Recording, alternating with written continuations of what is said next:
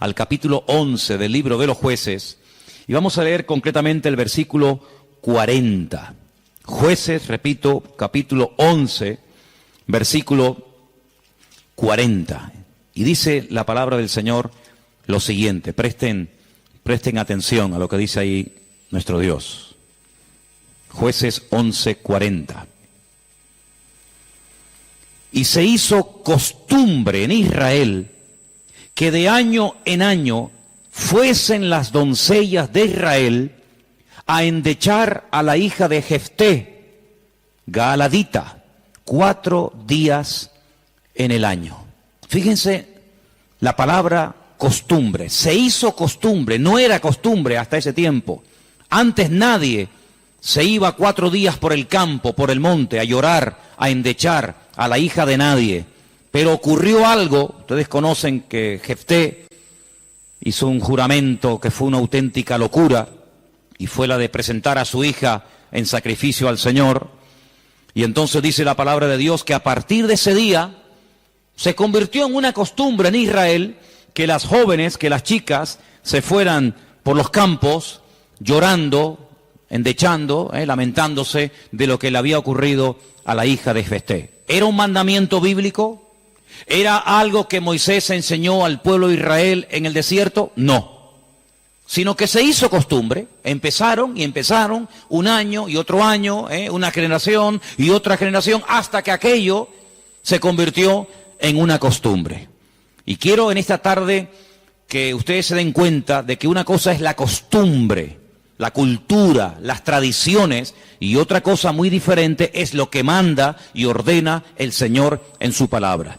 A nosotros nos tiene que dirigir la palabra de Dios, no las costumbres de las naciones. No es que esta costumbre, esta tradición lleva 500 años celebrándose en mi país o donde sea. Bueno, los años que se llevan celebrando las costumbres, cualquiera que sean, no le dan credibilidad a la costumbre. Durante muchos siglos era normal salir a una plaza pública y torturar o quemar a una persona, y todo el mundo iba como si fuera un espectáculo público, ¿verdad? Porque era la costumbre de la época. Bueno, pero eso no significa que como era la costumbre, pues está bien. Cuidado, la palabra costumbre, hábito, aparece desde un punto de vista positivo y desde un punto de vista negativo. Por ejemplo, la Escritura dice en el Evangelio según San Lucas que el Señor Jesucristo, conforme a su costumbre, iba el sábado a la sinagoga. Bueno, pero es que hay costumbres buenas, ¿sí? Y hay costumbres malas. En este caso era una costumbre que no tiene nada que ver con la palabra, pero como ya la gente lo hacía, pues el otro lo hacía y el otro lo hacía, y yo creo que ya después de años ni la gente sabía realmente el origen de esa costumbre, pero ya como que formaba parte de la cultura de la época. Quédense con ese detalle. Nos vamos al libro de Isaías, capítulo 2. Libro de Isaías, capítulo 2, versículo 6, y dice lo siguiente, un texto, por cierto, muy interesante. Isaías 2, versículo 6. Ciertamente tú has dejado tu pueblo, la casa de Jacob, porque están llenos de costumbres traídas del oriente y de agoreros, como los filisteos que pactan con hijos de extranjeros. Uno de los reproches que el profeta Isaías lanzaba en la época en la que él le tocó servir al Señor en su ministerio es que ustedes se han llenado de costumbres que no son costumbres con una base bíblica.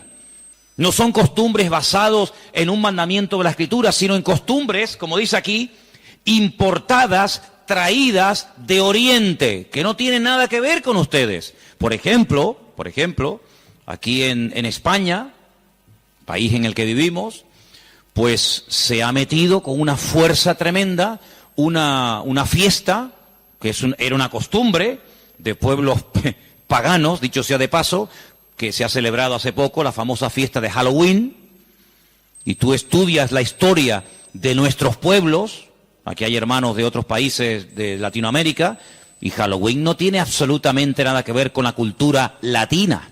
Absolutamente. Halloween no tiene nada que ver ni con Argentina, ni Uruguay, ni Venezuela, ni Cuba, ni España. Son costumbres importadas.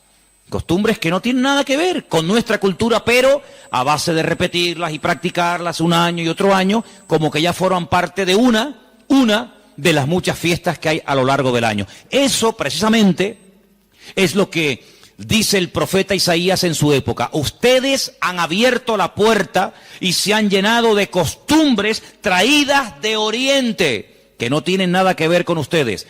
Y dicho sea de paso, la mayoría de esas costumbres traídas de Oriente eran costumbres paganas, costumbres que no tenían absolutamente nada que ver con la palabra del Señor. Vamos a avanzar. Libro de Jeremías, capítulo 10.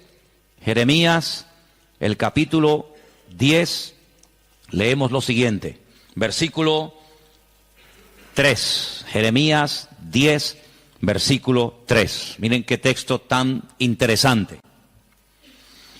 Porque las costumbres de los pueblos son, ¿qué dice ahí? Vanidad. Vanidad de vanidades, decía el predicador. Las costumbres de los pueblos son vanidad. Y ahora habla acerca de la idolatría, que era una de las costumbres, no del pueblo de Dios, sino de los pueblos paganos. Ahí la palabra pueblos es la palabra goyim. La palabra goyim significa naciones. Cuando se habla de Israel, se menciona Israel, para que no haya género de duda.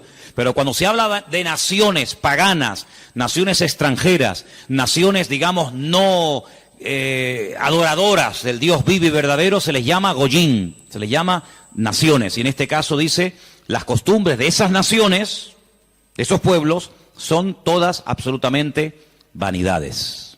Quédense con eso. Vamos a leer un versículo en Ezequiel, profeta Ezequiel, un libro que no sé por qué no se suele leer mucho, pero tiene textos y historias muy interesantes. En el capítulo 11 de Ezequiel, el capítulo 12, dice así: sabréis que yo soy el Señor, porque no habéis andado en mis estatutos, ni habéis obedecido mis decretos, sino que según las costumbres de las naciones que os rodean, habéis hecho. Las costumbres de las naciones que les rodean, esas son las que ustedes están practicando. No los estatutos, ni decretos, ni fiestas, ni celebraciones que nuestro Dios ha ordenado en su palabra, sino que todo lo contrario. Hay momentos, ustedes seguramente han leído esos pasajes, donde los profetas, tratando de convencer, de sacudir al pueblo de Israel, les decían, a ver, vamos a ver, díganme ustedes un pueblo, una nación que haya cambiado sus dioses, que hayan dejado sus idolatrías por nuestro Dios. Ninguno, ninguno. Los egipcios, mira que vieron milagros los egipcios, porque las famosas 10 plagas de Egipto eran milagros, eran demostraciones del poder de Dios, ¿sí o no? Totalmente. Dejaron los egipcios al convencerse de que sus dioses no servían para nada, que hicieron el ridículo. ¿Dejaron los egipcios su idolatría para creer en el Dios de los hebreos, en el Dios de Moisés? ¿Sí o no? Para nada. Es más, cuando salen de Egipto, ¿qué hace el faraón? Vamos a perseguirlos, vamos a atraparlos y llevarlos otra vez a Egipto para que sean nuestra mano de obra. No se convirtieron, no se arrepintieron. Y mira que vieron la gloria de Dios, un río lleno de sangre. Bueno, eso es algo tremendo. Cruzaban la calle y allí la gente tenía luz y alegría y vida. Y a este lado, muerte, los animales se morían llenos de úlceras, llenos de llagas, miseria, pobreza, muerte. Oiga, aquí hay una diferencia. Esta gente pinta con sangre de cordero las puertas de la casa y no se muere nadie. Y nosotros, los poderosos egipcios, incluido el faraón, se mueren todos los primogénitos. ¿Te parece poca diferencia? Y así podríamos hablar de otra, ¿verdad? Se convirtieron, dejaron su idolatría por el Dios de Abraham, de Isaac y de Jacob. No. Daniel, en Babilonia, ¿cuántas veces vieron la gloria de Dios a aquella gente? Vieron a Daniel sobrevivir toda una noche y no ser atacado por los leones cuando lo metieron en el foso. ¿Se acuerdan, sí o no? Vieron a aquellos 3 jóvenes que les habían cambiado el nombre, que no se quemaron dentro del horno de fuego. ¿Cambiaron? ¿Recapacitaron? Ninguno.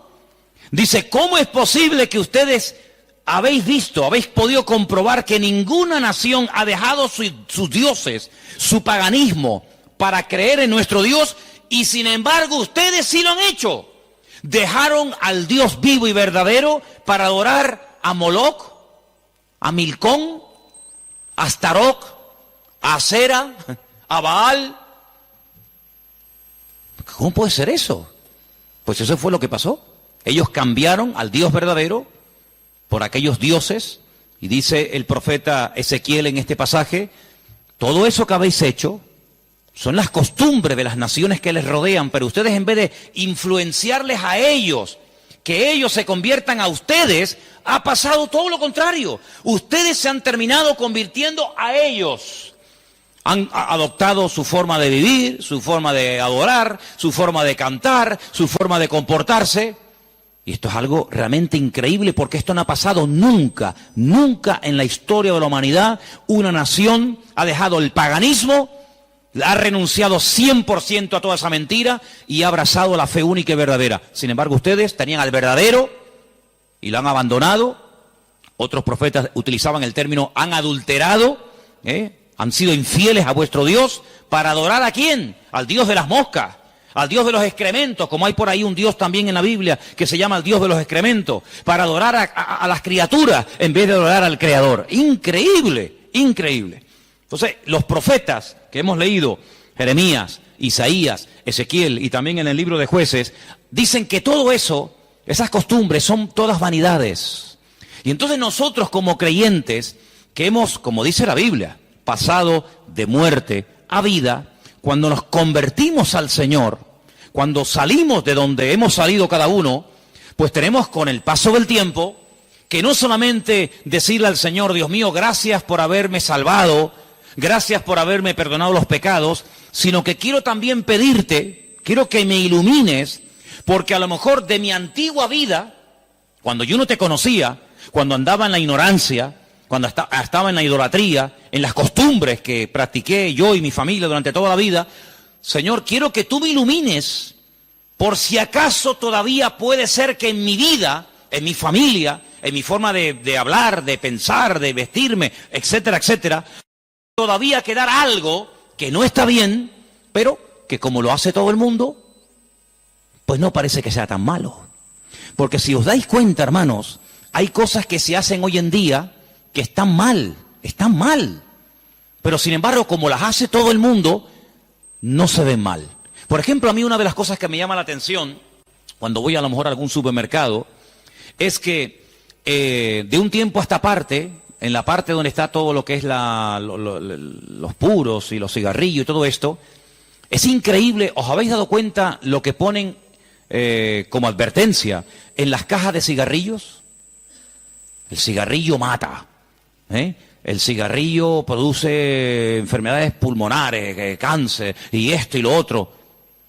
Pero ¿quién hoy en día iría por la calle poniéndole una multa a una persona por fumar? Nadie. ¿Por qué? Porque como lo hace todo el mundo, ya forma parte de una vida normal, pues no se ve tan mal. Pero cuidado, el que lo haga mucha gente no significa de que esté bien, ¿sí o no? Entonces puede ser que a lo mejor algunos de ustedes en algún momento se ha sentido, perdonen la expresión, como un bicho raro en su puesto de trabajo, con los amigos, con la familia, con los vecinos, ¿sí o no? Porque resulta que todo el mundo ve bien, pues ciertas y determinadas cosas que cuando vamos al manual, cuando vamos a la palabra de Dios, resulta que no solamente están mal, sino que incluso son pecado y abominación ante los ojos de Dios. Vaya usted a una manifestación de miles y miles y miles de personas a favor del aborto y párese en esa marcha y diga que el aborto es un crimen, que es un asesinato y que eso es una abominación delante de Dios. ¿Lo matan? ¿Sí o no? ¿Lo matan? Párese usted en una manifestación donde están llevando a una virgen, a un patrón, a un santo y diga, ¿pero qué estáis haciendo? Si nuestro Dios prohíbe todo esto, si eso es abominación delante de nuestro Dios, si en la base mínima, que son los 10 mandamientos, ya se prohíbe categóricamente todo esto, te matan. ¿Por qué? Porque es que esto se ha practicado. Y claro, después ves ahí al alcalde, y ves al teniente alcalde, y ves al concejal de no sé qué, y ves a fulanito de tal, y incluso al rey, y ves a la reina, y ves a la... Entonces parece que como que no está tan mal, porque lo practica mucha gente. Y quiero decirte, querido hermano, que en algún momento de tu vida puede ser que tú te sientas como que vas contracorriente, como que la gente, como que no te entiende, y como que tú estás en otra frecuencia, en otra onda, y es como algo imposible de que lleguen a un entendimiento. Pero al fin y al cabo yo pregunto, hermanos, ¿nosotros a quién tenemos que agradar? ¿A quién tiene que agradar usted? ¿A nuestro Dios, sí o no? Bueno, pues si por agradar a Dios me pongo en contra de la familia, ¿estás dispuesto a pagar el precio? ¿Para qué te vas a bautizar? Con la edad que tú tienes. Si a ti ya te bautizaron tus padres cuando eras pequeñita, no lo pueden entender. Pero saben, hermanos, nosotros, repito, primero a quien tenemos que rendir cuentas a nuestro Dios. Y en segundo lugar, tarde o temprano, como dije el domingo pasado, la fe. Y cuando hablo de la fe, yo no me refiero solamente a la creencia, sino me refiero, cuando hablo de la fe, también aglutino nuestro estilo de vida. Porque nuestra fe es un estilo de vida. Somos diferentes, ¿sí o no? Somos diferentes. Somos diferentes a la hora de hablar, a la hora de pensar, a la hora de reaccionar ante una situación. Somos diferentes, lo queramos reconocer o no, somos gente diferente. Eso incluye también el concepto fe. No solamente que creo en un Dios, en un cielo, en un infierno, en la Biblia como palabra de Dios, sino que la fe me lleva a una serie de cambios. Bueno, pues en ese paquete de mi estilo de vida, yo tengo que pararme y decir, ¿lo que estamos haciendo forma parte de una base bíblica o de costumbres que se han ido traspasando de padres a hijos, de generación en generación? Y yo, como he formado parte toda la vida, evidentemente, de este sistema de vida del mundo, pues las he incorporado como algo normal, pero nunca me paré a preguntarme si lo que yo estaba practicando, si lo que yo estaba creyendo era de Dios o era algo totalmente antibíblico. ¿Quién te convenció a ti? ¿Cuándo te diste cuenta de que adorar imágenes no era de Dios? Algunos de ustedes lo hicieron toda la vida. Pero llegó un momento en el que dijiste, esto no es de Dios, ¿sí o no? El que fue ladrón, el que fue drogadicto, el que practicó la prostitución o cualquier otro pecado. Hay un momento en la vida en el que a la luz de la Escritura, oyendo los mensajes, las predicaciones, leyendo la Biblia, el Espíritu, ¡pam!, te golpeó, ¿sí o no? Te tocó y dijiste, que va, yo no puedo seguir por este camino. Y cuanto más profundices en la Biblia, cuanto más profundices en la palabra, te das cuenta de que uno tiene que cambiar en todo, en todo. Forma de hablar, a veces, ¿por qué no decirlo?, hasta en la forma de vestir, ¿sí o no? Hombre, vamos a ver, si por ejemplo una chica que está ejerciendo la prostitución esta tarde se convirtiera al Señor, seguramente la forma como esa chica se viste, que está diseñada para seducir, para atraer, para llamar la atención, pues cuando esa chica se convierta al Señor, lo más probable es que el Espíritu le ponga en su corazón que la forma como viste, pues es una forma que tiene una finalidad, pero que esa finalidad en absoluto la tengo que llevar a cabo en un culto. Por lo tanto, seguramente, en un momento determinado, el Señor le pondrá en su corazón, oye, vístete un poco más decentemente, más ¿sí o no? Seguramente que sí. Y el que toda la vida ha estado robando o toda la vida ha estado haciendo daño, seguro que el Espíritu le va a hablar en ese área de su vida. Pero luego hay otras cosas, como hemos leído, costumbres, que como que no las vemos tan mal. Y hemos visto a la luz de la palabra de Dios, solamente les di 4 textos, están ahí grabados por si los quieren después volver a leer, 4 versículos donde tenemos que analizar y preguntarnos las costumbres, no los mandamientos. Las costumbres que estamos llevando a cabo son bíblicas, son de Dios. Y ahora vamos a pasar al tema que la gente nos pregunta mucho por internet. ¿Qué opinan ustedes acerca de estas fiestas navideñas? ¿Puede un cristiano? ¿No puede un cristiano? ¿Está bien esto? ¿Está bien aquello? Bueno, lo primero que tenemos que partir de la base es la siguiente. Nadie, absolutamente nadie, desde que el cristianismo o desde que Cristo vino a este mundo, y mira que lo han intentado, nadie sabe exactamente el día en el que nació el Señor Jesucristo. Nadie. A lo largo de la historia se ha especulado, incluso, si ustedes se meten a estudiar este tema, incluso algunos llegaron a predicar y a enseñar en sus respectivos congregaciones o ministerios que Jesús nació entre marzo y abril. Otros entre septiembre y octubre. Y así diferentes opiniones. Por lo tanto, partimos de la base de que, lógicamente, el Nuevo Testamento, porque el Antiguo no te lo va a decir, porque no había nacido, el Nuevo Testamento en ninguna parte te dice exactamente el día en el que el Señor Jesucristo nació. Nadie sabe absolutamente nada. Sí sabemos que murió en una época en la que los judíos estaban celebrando una fiesta llamada la Pascua. Sí sabemos que hay una fiesta que nosotros la conocemos como Pentecostés, que su nombre original es Shavuot, la fiesta de las semanas, que el Señor la utilizó para que en esos días, en ese día concretamente, pues aquel grupo que había en aquella casa fueran llenos del Espíritu Santo. Eso sí lo sabemos. También podemos saber con exactitud que el Señor Jesucristo, la noche que fue entregado y en ese lapsus de entre una hora y otra, y fue a ser crucificado, se estaba celebrando la fiesta de los panes sin levaduras que se unía a la de la Pascua. Todo eso está clarísimo. Y sabemos pues cuándo hay que celebrar la fiesta de la Pascua y la fiesta de Pentecostés y la fiesta de los tabernáculos. Todo eso lo sabemos porque está estipulado en la Biblia. Y te dice, contarás desde tal día a tal día, tanta semana. ¡Pum! Y eso es matemático. Pero en cuanto al nacimiento de Cristo, la Biblia no nos da ninguna información exacta de cuándo nació. ¿Por qué? Porque en nuestra concepción, entre comillas, cristiana, cometemos un gravísimo error. Y es que Jesucristo nació en un contexto judío, no en un contexto cristiano. Jesús nunca fue a ninguna iglesia evangélica, él toda la vida fue a sinagogas. Jesús nunca practicó costumbres cristianas. Las costumbres que él practicó y su padre y su madre y sus antepasados eran costumbres judías, ¿verdad? Por lo tanto, para nosotros se comienza a contar desde el nacimiento del niño y dice, bueno, el niño nació el 2 de octubre. Pues al año que viene, el día 2 de octubre, el niño cumple un añito. ¿Sí o no? En la mentalidad judía no se cuenta el tiempo así. En la mentalidad judía, en el momento en el que la mujer sabe que está embarazada, en el que la mujer sabe perfectamente que sí o sí está embarazada, ahí se empieza a contar. No a partir del nacimiento a los 9 meses, ¿me entendéis? Por lo tanto, ya empezamos mal.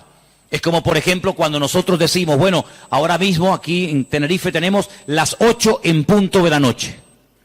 A las 12:01 será día viernes. Eso según nuestro calendario, según nuestra cultura, según la Biblia, ya es viernes. ¿Por qué? Porque en cuanto cae el sol y ya se puede ver, aunque sea una sola estrella en el firmamento, automáticamente ya estamos al día siguiente. Entonces dice, entonces todos al revés. Bueno, hay que saber estas cosas. Nuestro calendario gregoriano, inventado, mandado a hacer por un papa, tiene 365 días. El calendario bíblico tiene 360 días. Otro dato a tener en cuenta. ¿Qué te parece? Y así podríamos contar cantidad de detalles que cuando uno va a la palabra, uno tiene que conocerlos. Porque si no ya estás partiendo equivocadamente. Y entonces decimos, el nacimiento del niño marca el momento de su nacimiento y de su próximo cumpleaños. Te vuelvo a repetir, la vida en la cultura judía, en la cultura hebrea, se cuenta a partir de la concepción, no a partir del nacimiento. Ahora bien, tengo aquí algunos datos que les voy a leer en esta tarde, que son muy interesantes, pero primeramente quiero decir lo siguiente. No sabemos la fecha exacta del nacimiento de Cristo. No hay ni un solo ejemplo, ni uno solo. Si alguien sabe de alguno, por favor que lo diga ahora, o calle para siempre. No hay ni un solo ejemplo en el Nuevo Testamento de nadie que haya practicado el nacimiento de Cristo, que haya celebrado, mejor dicho, el nacimiento de Jesús. La única fiesta que nos obligó el Señor a recordar frecuentemente fue, dice, haced esto, háganlo en memoria de mí.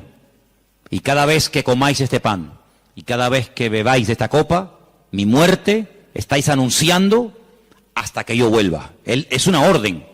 Yo sé que hay movimientos cristianos o evangélicos que no practican esto de tomar pan y vino asiduamente, porque dicen que es algo simbólico. Bueno, yo solamente lo digo con todo mi respeto, no saben lo que se pierden. Y es una interpretación incorrecta.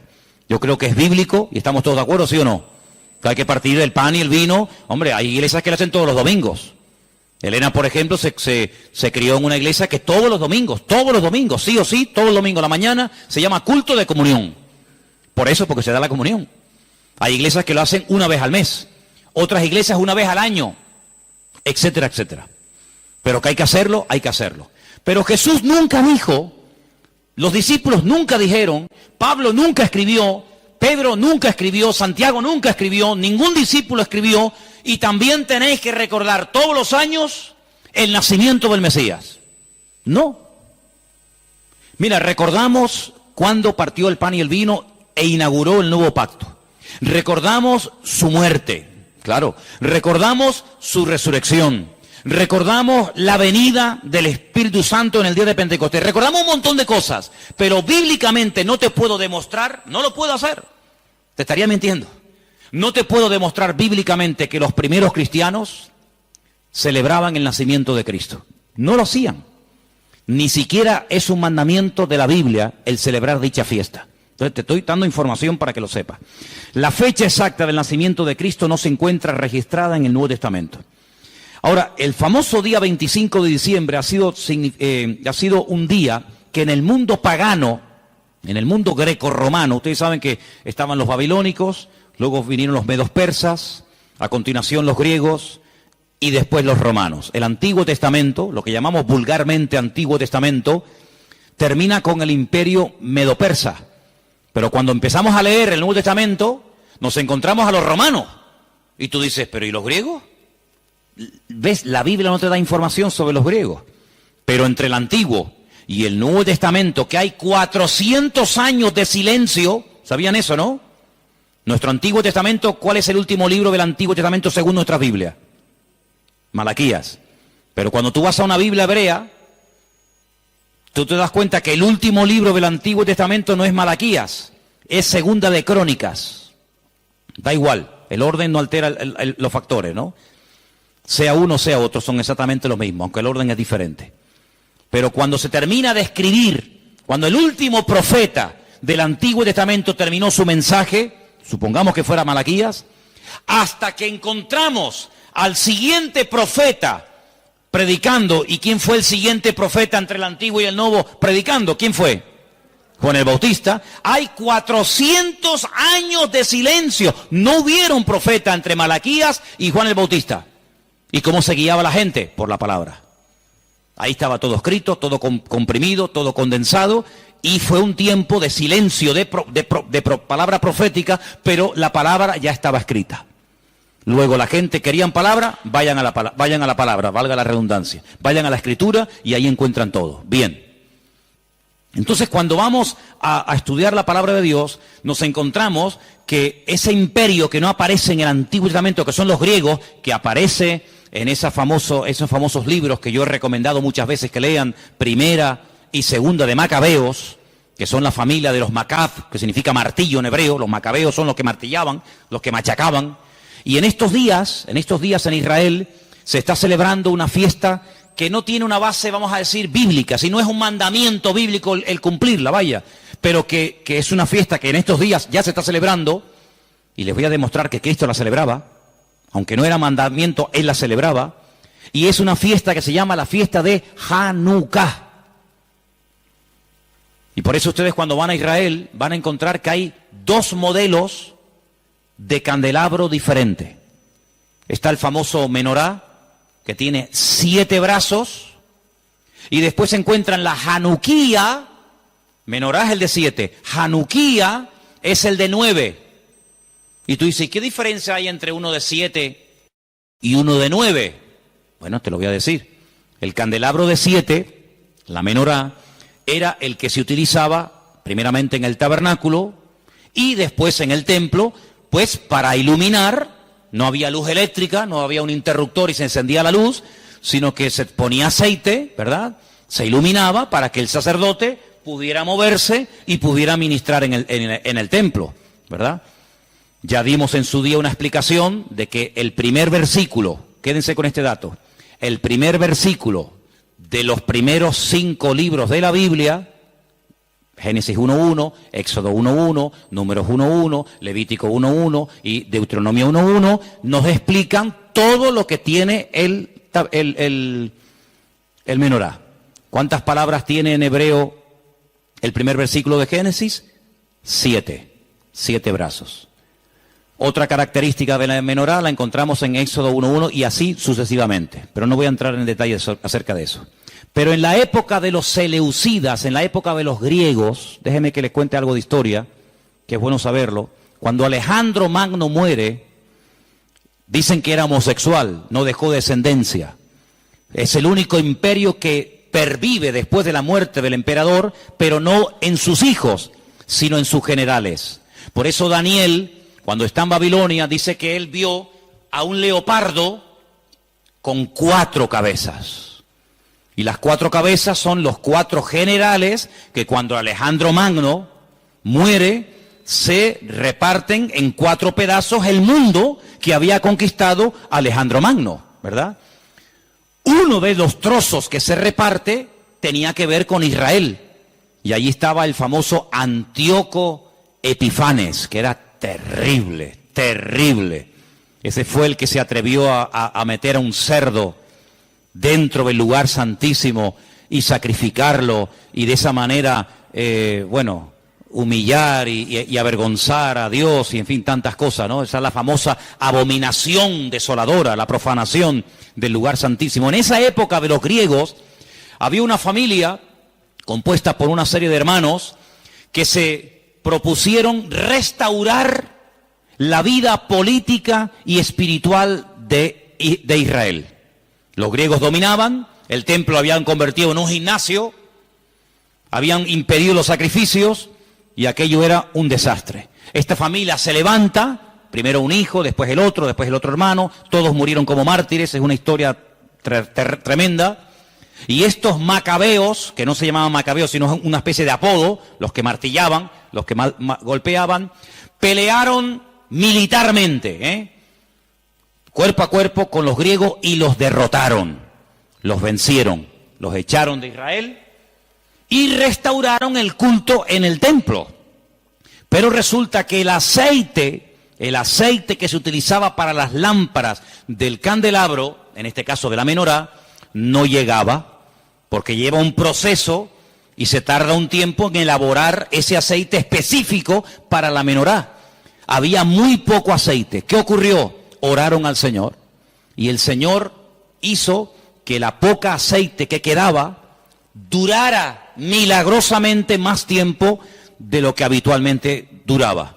A partir de ese momento, para recordar el milagro de que el Señor permitió que el aceite durara más tiempo de lo habitual, se comenzó a celebrar la fiesta de la Hanukkah, la fiesta de las luces, la reinauguración del templo. Entonces, en esta época del año, para recordar ese milagro, se enciende con la vela del centro, cada día una vela diferente, hasta llegar a 9 velas. Porque ese fue el tiempo que duró el aceite. Y eso es lo que significa la fiesta de Hanukkah. Ahora ustedes pueden ver, dice, y Jesús subió al templo a la fiesta de la dedicación del templo. Y tú dices, ¿qué fiesta es esa? Porque ahí no dice Pascua, ahí no dice Pentecostés, ahí no dice Tabernáculo, dice a la fiesta de la dedicación del templo. Pero si el templo ya estaba inaugurado cuando Cristo vivía. Pero era la fiesta en la que se recordaba la reinauguración del templo cuando los macabeos derrotaron a los seleucidas, a los griegos, y entonces esa era la fiesta de Hanukkah que Cristo la celebraba, Juan capítulo 10. Entonces Cristo que sabía la historia de esa fiesta, dice: yo soy la luz del mundo. Y la gente sabía lo que estaba diciendo, porque así como aceite, esta luz se enciende, yo soy ahora la luz del mundo. Y posteriormente a sus discípulos le dice: y ahora también vosotros sois la luz del mundo. Y todo está basado en algo que pasó en aquel tiempo. Entonces, cuando vamos al Nuevo Testamento, nos encontramos que nos dice la Biblia quién gobernaba en el Imperio Romano en el tiempo del nacimiento de Cristo. Pero cuando se hace el calendario gregoriano o cristiano, vaya, el que tenemos ahora mismo nosotros, se cometió una gravísima equivocación. Algunos calculan que del verdadero calendario bíblico al que usamos actualmente puede haber una diferencia entre 4 y 6 años. Es decir, que en vez de estar ahora en el 2015, estaríamos ahora 4 años o 6 años más de lo que estamos. Y eso es bueno saberlo, porque la Biblia nos da datos acerca de lo que va a ocurrir en cada tiempo, y por eso estamos viendo profecías cumplidas nosotros en este momento, que tú dices, pero no me encaja el tiempo. Claro, no te encaja el tiempo si te llevas por el 2015, pero si te llevas por el calendario bíblico, te encaja todo de una forma maravillosa, porque Dios no se mueve con el calendario inventado por don Gregorio, sino Él se mueve por el calendario inventado y creado y dado por Él en su bendita palabra. ¿Cuántos dicen amén? Entonces, sigo leyendo esto que está muy interesante. La historia de la Navidad parece tener los primeros antecedentes entre el 320 y 353 después de Cristo. Es decir, que hasta el 350 y pico después de Cristo, ningún cristiano, ninguna iglesia practicaba o celebraba lo que vulgarmente llamamos la Navidad. Durante más de 300 y pico de años, esto no existía. ¿Qué te parece? Yo dije un día que si ustedes quieren ver la transformación terrible que experimentó el cristianismo, tienen que leer detenidamente lo que pasó en el Concilio de Nicea. Ahí en Google, se meten, Concilio de Nicea, estudien, lean lo que allí pasó. El cristianismo del 300 para atrás era diferente al cristianismo que se vive hoy en día del 300 y pico hasta nosotros. Todo cambió, hermanos, todo cambió. Entonces fue en esa época, en ese tercer siglo, cuando se comenzó a decir que Cristo había nacido el 25 de diciembre. ¿Por qué? Porque era la fiesta, era el día más pagano del año. Se celebraba el culto al dios Saturno, y el dios Saturno era el dios de las cosechas, y era un día de celebración, pero de celebración pagana, de sacrificios en agradecimiento al dios Saturno. Era el solsticio de invierno en el hemisferio norte. Y ahí dijo alguien, bueno, vamos a utilizar el día más pagano del año cuando se adora al sol, vamos a utilizarlo y lo vamos a cristianizar para que de esa manera también nosotros los cristianos formemos parte de la festividad y de la alegría a nivel mundial. Desde finales del siglo IV, finales del siglo IV, el cristianismo comienza con la famosa tradición de la Navidad. Y el Papa Julio I dijo que Jesús había nacido el 25 de diciembre. ¿De dónde lo sacó? De ninguna parte, se lo inventó. Porque la Biblia no dice que Jesús nació el 25 de diciembre, pero él, como era el Papa, cualquiera le llevaba la contraria. Era el día en el que se celebraba, como acabo de decir, el solsticio de invierno en la antigüedad. Y era el día en el que las costumbres y las tradiciones heredadas, las costumbres y mitos y leyendas más aberrantes se llevaba a cabo, y entonces se utilizó para que la gente supiera que también Cristo había nacido en esa época, y de alguna manera pues utilizar el paganismo, utilizar las festividades, pues para decir, bueno, Cristo también nació en esta época, ¿no? En el año 540, un monje llamado Dionisio, cuyo apodo era el Exiguo, en el cálculo de las fechas propició la fijación de una fecha errónea en cuanto al nacimiento de Cristo. El error, incluso hasta en el año, porque se cree que Jesús nació 4 o 6 años antes de lo que realmente esta gente decía. El tema de las fechas, ya hemos dicho, es algo muy controvertido, pero al final se llegó a la conclusión de que Cristo había nacido en esa época y los cristianos comenzaron a practicarlo como parte de la cultura o de la tradición.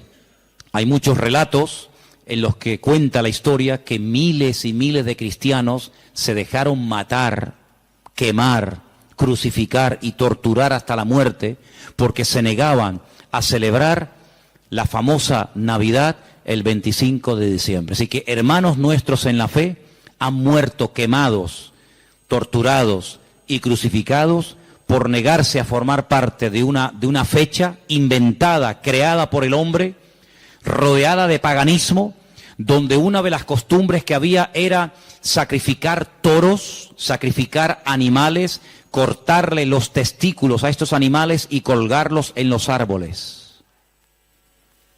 De ahí viene la famosa costumbre de colgar bolitas en los árboles, de la costumbre pagana de aquellos degenerados griegos y romanos que hacían este tipo de ofrendas y de sacrificios a sus dioses, y de ahí pasó. Luego se prendía fuego al árbol, pero claro, prender fuego al árbol, pues en una casa particular es una temeridad, y entonces a alguien con el paso del tiempo se le ocurrió ponerle un montón de luces para que represente aquel fuego, que evidentemente no se puede hacer hoy en día por sentido común, pero entre las bolitas y el fuego que se pone, las luces que se pone, pues es lo más parecido a aquellas bolitas que se ponían colgadas en los árboles, y al mismo tiempo las luces representan el fuego, que por cuestiones obvias no se pueden poner hoy en día.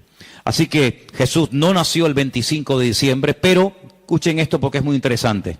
La explicación más consistente de los historiadores es que el origen de la Navidad se tomó entre el siglo III y IV, ya lo hemos dicho, ¿verdad?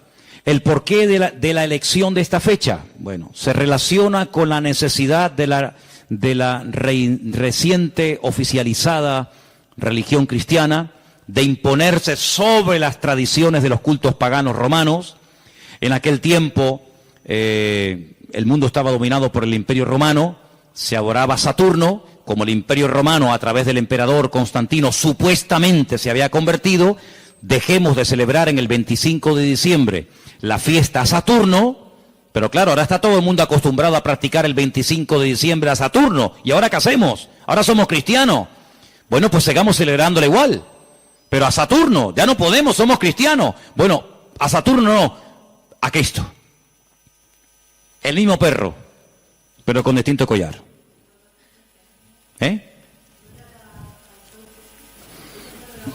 Adoraban al sol. Sí, ellos pueden decir misa.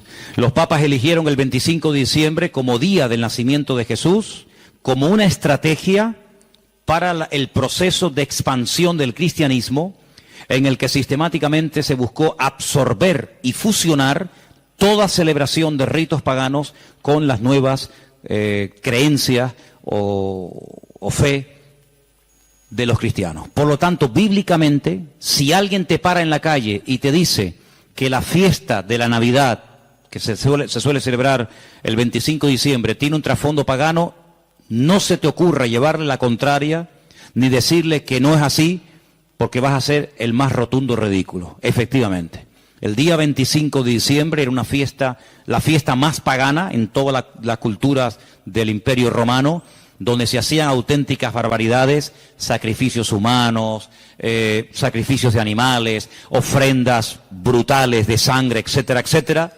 Como supuestamente, repito, el Imperio Romano dejó el paganismo y abrazó la fe cristiana que había perseguido durante más de 300 años, pues ahora ¿qué hacemos? Ahora nos encontramos con un dilema. Bueno, lo solucionamos fácilmente. Seguimos manteniendo el día, seguimos manteniendo las costumbres de dicho día, ¿vale? Seguimos celebrando todo exactamente igual, pero en vez de a Saturno, en vez de a divinidades falsas, pues la celebramos a Dios, y total, aquí no ha pasado absolutamente nada. A base de repetir, y de repetir, y de practicar, un siglo, otro siglo, una generación, otra generación, nos hemos puesto hoy en día en el año 2015, aparentemente después de la era cristiana, y resulta que hemos abrazado unas costumbres y unas prácticas que nosotros no lo hacemos con ninguna mala intención, ¿no? Nosotros no lo hacemos porque creemos en el paganismo, ni mucho menos, pero sin darnos cuenta, estamos practicando y celebrando y haciendo cosas que tienen un trasfondo totalmente pagano, pero después queremos que los paganos cambien cuando los paganos lo que han hecho es que nos han cambiado a nosotros.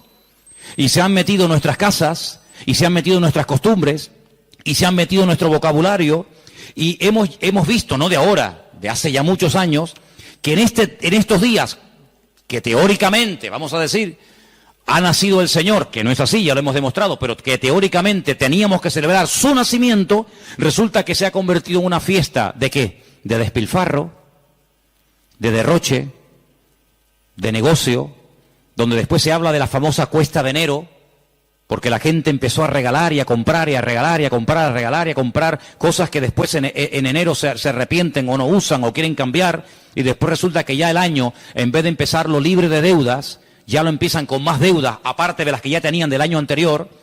¿Por qué? Porque la fiesta así lo requiere. Porque si no le regalamos al abuelito, y si no le regalamos nada al niño, y si no le regalamos nada a la abuelita, o al tío, o al papá, o al sobrino, pues como que es una falta de educación, y como que falta el amor en la familia, y como que todos nos hemos vuelto locos, y nos hemos fanatizado, porque ahora somos cristianos.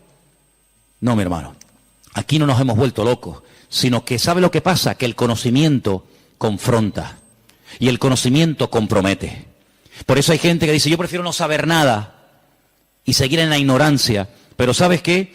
Cuando estamos en Cristo, estamos obligados, estamos comprometidos con la verdad. Y la verdad nos hará libres en la medida, no es como un botón, la verdad os hará libres. Eso no cuesta nada decirlo. La verdad nos hará libres siempre y cuando interioricemos y practiquemos la verdad. Porque yo puedo conocer la verdad, pero la verdad si no la vivo, si no me la aplico, si no la practico y si no la interiorizo, la verdad simplemente no hace absolutamente nada.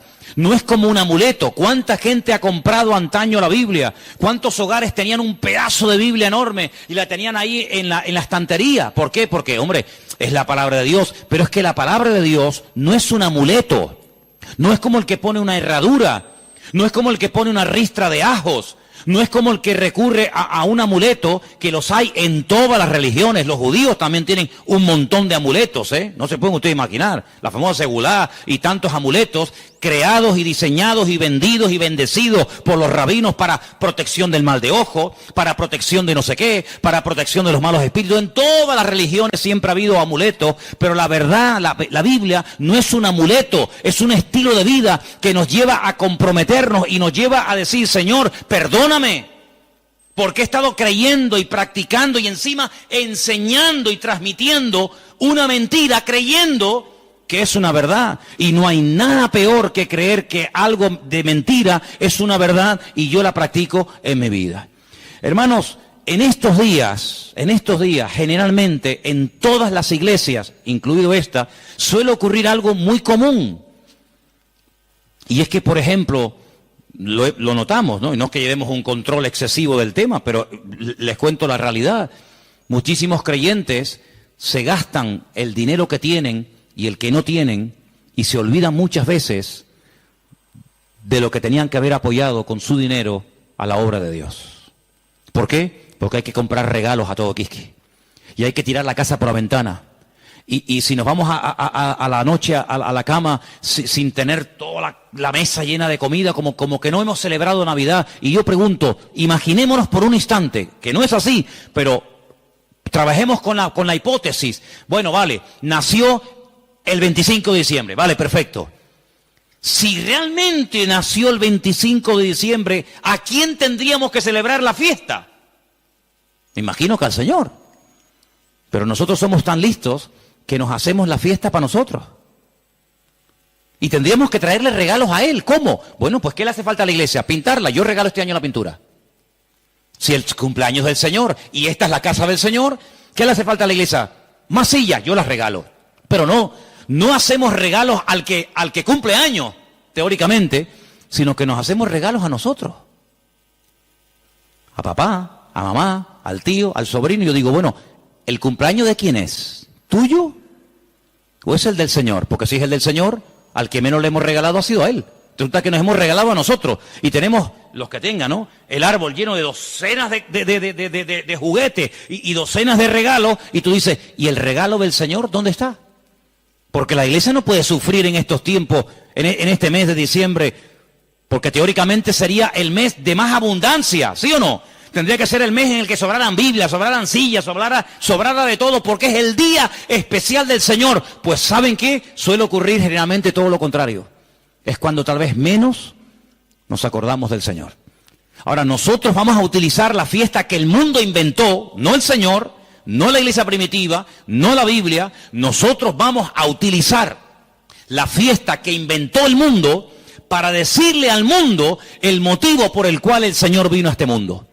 Que no fue otro más que morir por nuestros pecados, derramar su sangre y restaurar nuestra vida y sacarnos de la miseria y de la ignorancia y ponernos en el reino de su amado Hijo. Eso es lo que vamos a hacer. El mundo que celebre lo que quiera. No es un tiempo para derroches, ni despilfarro, ni borracheras. No es un tiempo para trasnochar y tirar la casa por la ventana y parece que si no le regalo un suéter o un pantalón o una camisa, fulano se enfada y me mira, pues que me mire como quiera. Pero no es un tiempo para nosotros. Tendría que ser en todo caso un tiempo de más oración, de más compromiso, de más reuniones, de más entrega. Tendría que ser eso si verdaderamente nació en esta época. Tendría que ser eso, pero lamentablemente vemos que no lo es. Y entonces, amados hermanos, resumiendo un poco todo esto, ¿qué vamos a hacer nosotros? Vamos a decirle al mundo, claro, nosotros creemos que Él vino. ¿Cómo no lo vamos a creer?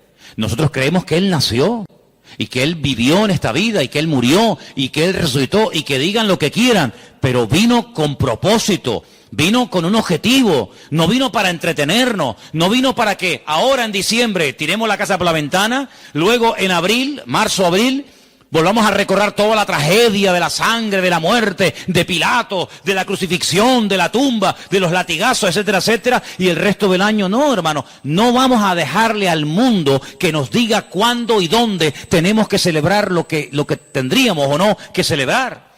¿Qué es lo que tenemos que celebrar? Lo que dice la Biblia. Haced esto en memoria de mí. Ahí tienes ya un ejemplo. Si dice el Señor, nos dice el Señor, haced, cumplid con esto en memoria de mí.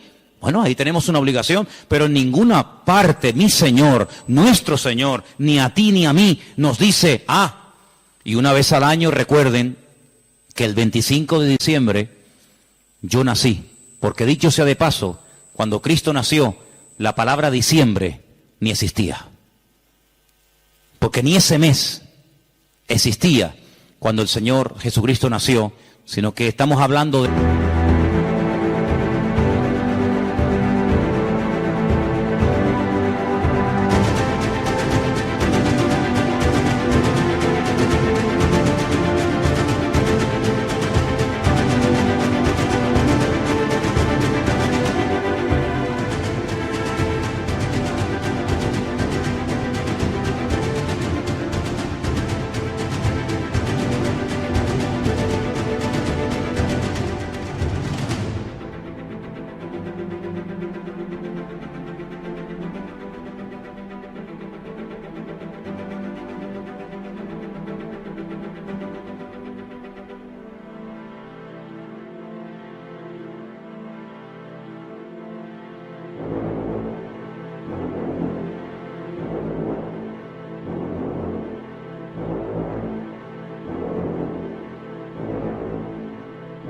de términos y de palabras creadas, diseñadas e inventadas por los hombres. Y quiero que este año sea diferente. Debe ser diferente este año en nuestras casas. Lo dije hace mucho tiempo, cuando pongamos la mesa y nos juntemos los hermanos, los amigos, los familiares, etcétera, pongan en la mesa un cubierto como si Él estuviera sentado en la mesa con nosotros. Para que cuando venga un inconverso te diga, oye, ¿y ahí no se va a sentar nadie? Sí. Ahí está sentado esta noche el Señor con nosotros. ¿Y eso? Sí. Porque queremos que el Señor esté sentado en nuestra mesa. Porque si el Señor no está sentado en esta mesa, ¿qué rayo estamos celebrando nosotros aquí esta noche? ¿Qué estamos celebrando? ¿Un banquete? ¿Qué estamos celebrando? Si el Señor no está sentado en esta mesa, ¿qué hacemos aquí tú y yo? Es una cena normal y corriente como cualquier otra, pero queremos invitar al Señor a nuestra casa. Queremos que coma con nosotros, que viva con nosotros, que duerma con nosotros, que entre con nosotros, que salga con nosotros. Nuestra vida no gira en torno a fiestas, porque nuestra fiesta se llama Cristo. Y nuestra fiesta desde el 1 de enero hasta el 31 de diciembre. ¿Cuántos dicen amén? No tenemos que decir, ay, ahora el nacimiento, ay, ahora la muerte. Todos los días yo recuerdo que Cristo vino a este mundo a morir por mí. ¿Sí o no? Todos los días yo recuerdo que Él murió por mí en la cruz. Todos los días, no solamente el domingo de resurrección, allí en el Parque La Granja. Yo todos los días recuerdo que el Señor resucitó al tercer día. Yo todos los días recuerdo que Él está vivo. No tengo que decir, bueno, ahora esto. Ahora, ¿quién nos marca a nosotros el calendario? Lamentablemente, ¿sabe quién nos marca el calendario? El mundo. El mundo se ha metido en la cultura de tal manera que dice, no, ahora carnavales. Ahora Halloween. Ahora Semana Santa, ahora la Ascensión de María, ahora el Puente de la Constitución, y le hemos dejado al mundo que nos organice el tiempo y nos diga incluso cómo tenemos que comportarnos en cada época del año. Claro, nosotros gracias al Señor somos cristianos y muchas de esas cosas ya no las hacemos, pero el que es mundano, el que no es cristiano, dice, carnavales, ¿me tengo que disfrazar? Me tengo que disfrazar, ¿por qué? Porque el mundo dice que ahora es cuando yo me tengo que hacer de disfrazar y hacer el idiota durante una semana o 15 días. Pero luego no, ahora dice, no, ahora viene la cuaresma. Ahora viene la resignación, el perdón, la ceniza, no sé qué, no sé cuánto. No, ahora viene la Semana Santa, no, ahora viene no sé qué. Y le hemos dejado al mundo que organice nuestro tiempo y nuestro estilo de vida. Nuestro tiempo y nuestro estilo de vida, ya lo dijo el Señor cómo tiene que ser. Si a alguien le interesa, aquí lo tienen. Señor, ¿qué tengo que celebrar en marzo? Señor, ¿qué tengo que hacer en diciembre? ¿Qué tengo que hacer cada día de la semana? Aquí está el manual. No le dejemos al mundo que nos organice, porque mira, yo me acuerdo que hace años, y termino, en España no se celebraba Halloween. ¿Cuánto tiempo lleva esta fiesta entre nosotros más o menos? ¿Alguien más o menos sabe? 8 años. Bueno, 8 años. Y nosotros ya tenemos una edad. Luego, durante muchos años de nuestra vida, esta fiesta en España no se celebraba. Íbamos a un centro comercial en esta época de noviembre, creo que se celebra esta fiesta terrible, y no había ninguna calabaza, no había ninguna cosa de terror. ¿Por qué? Porque esta fiesta no se había introducido. Pero mira cómo la metieron. Mira cómo la metieron, amigos. Y el otro día, el Black Friday. Ya nos metieron otra.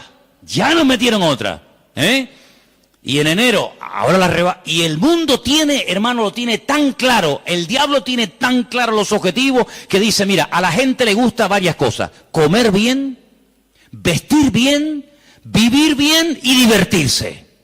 Perfecto. Como no quieren ser guiados por el camino de la palabra, como no quieren ser guiados por el camino de Cristo, sino quieren seguir por el camino del relajo, por el camino de despilfarro, pues yo le voy a dar.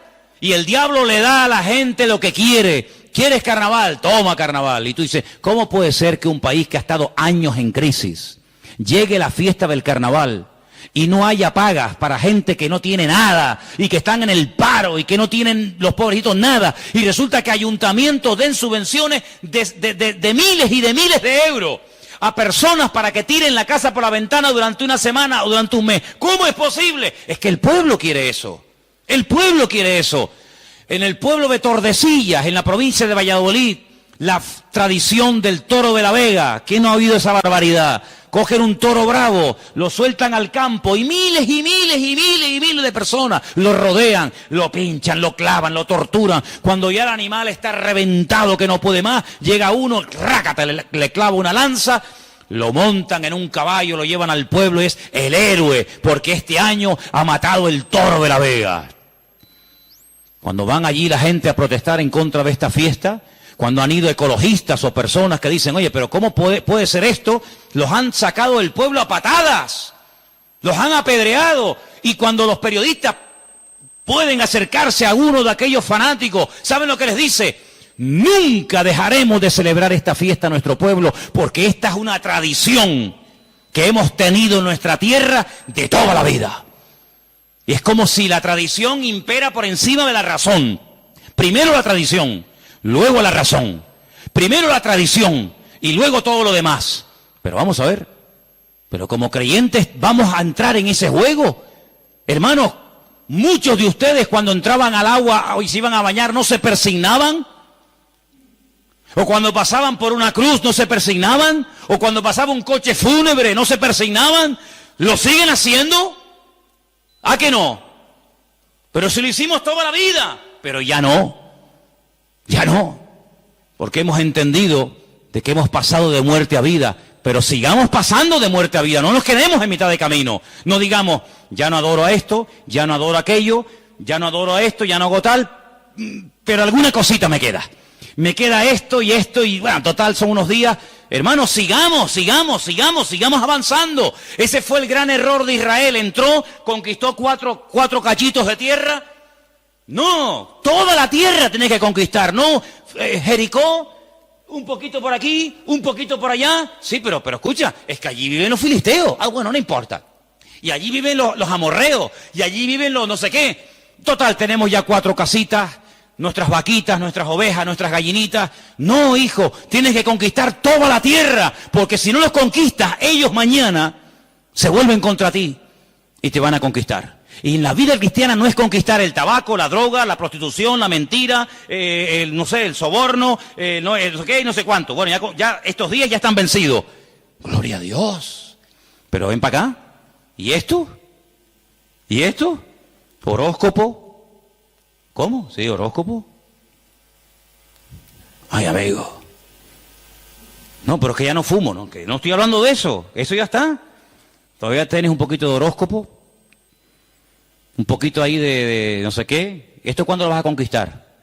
Lo que has conquistado no es excusa para no seguir conquistando lo que te falta. Es más, si has conquistado y superado cosas tremendas, te tienes que agarrar a eso y decir, Señor, como tú me ayudaste a conquistar y a vencer esto, que para mí era algo grande, importante, agárrate a eso y sigue practicando cosas. Porque yo te voy a decir una cosa.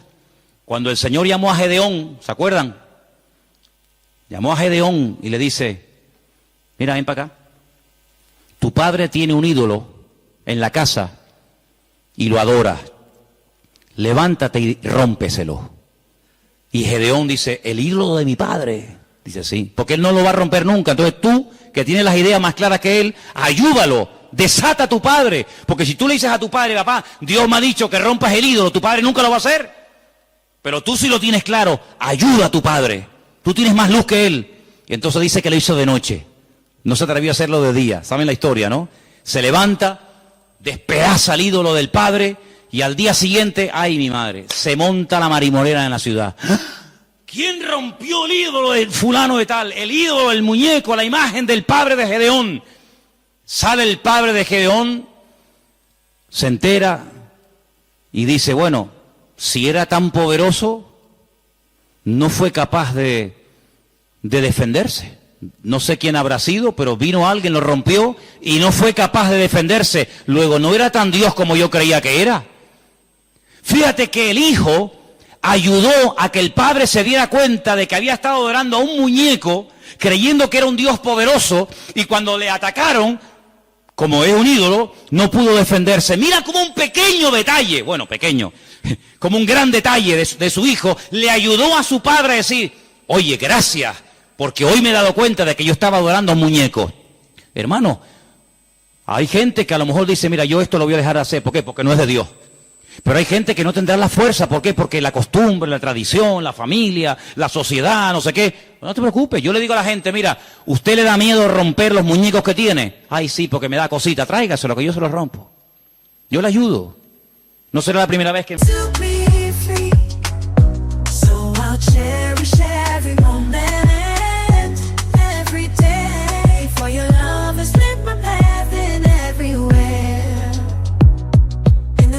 Touch of your hand, I find the strength to rise and stand through every trial, every tear we've shed.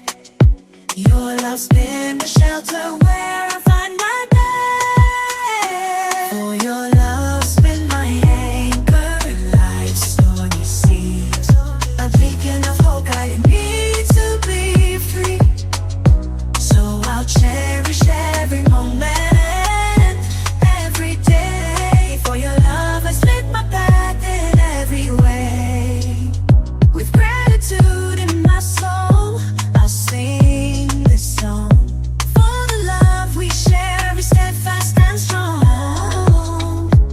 ese patio ahí y me lío a martillazos con Pedrito, con Juanito y no se defienden tú, los desmigajo todos, y no se defiende ninguno.